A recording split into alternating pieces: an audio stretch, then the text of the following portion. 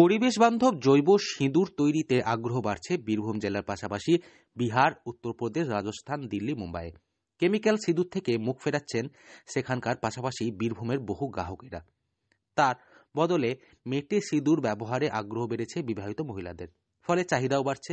আর এই বীরভূমের মধ্যে অবস্থিত বোলপুর শান্তিনিকেতনে বিরল সিঁদুর গাছের সমারোহ। রবীন্দ্রনাথ ঠাকুরের স্মৃতিতে নতুন মাত্রা নিয়ে এসেছে এই গাছ।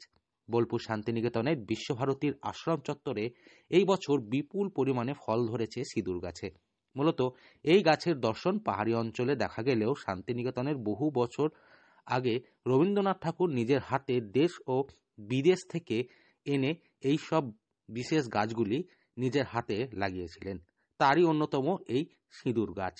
আশ্রমের নিবিড় সবুজ পরিবেশ বর্তমানে সেই গাছ রীতিমতো নতুন সৌন্দর্য যোগ করেছে বলা যেতেই পারে। এই সিঁদুর গাছ কিভাবে আবিষ্কার করলেন আপনি? অ্যাকচুয়ালি আমার বাবা এটা আমাকে চিনিয়েছিল প্রায় অনেক বছর আগেই। তা বাবাই দেখিয়েছিল যে গুরুদেব কি গাছ এনেছে দেখ।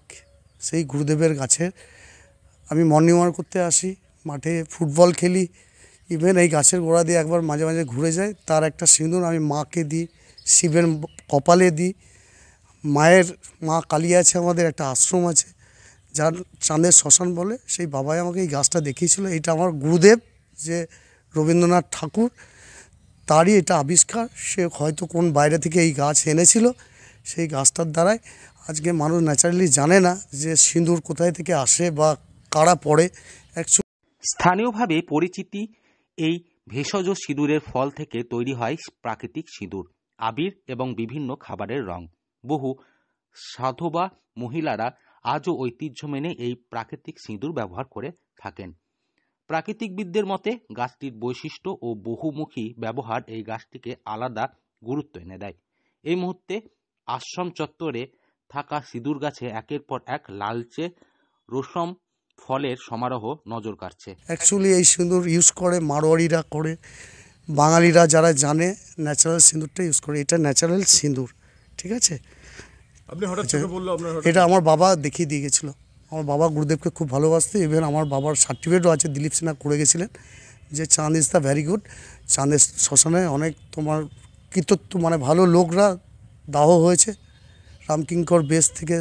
মানে এই ন্যাচারাল সিঁদুর গাছ দেখে কেমন লাগছে আপনার?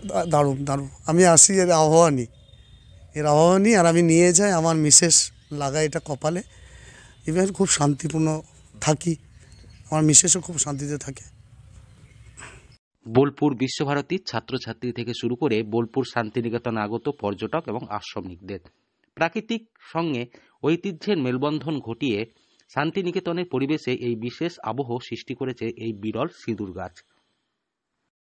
বীরভূম থেকে সৌভিক রায় রিপোর্ট, লোকাল 18 বাংলা।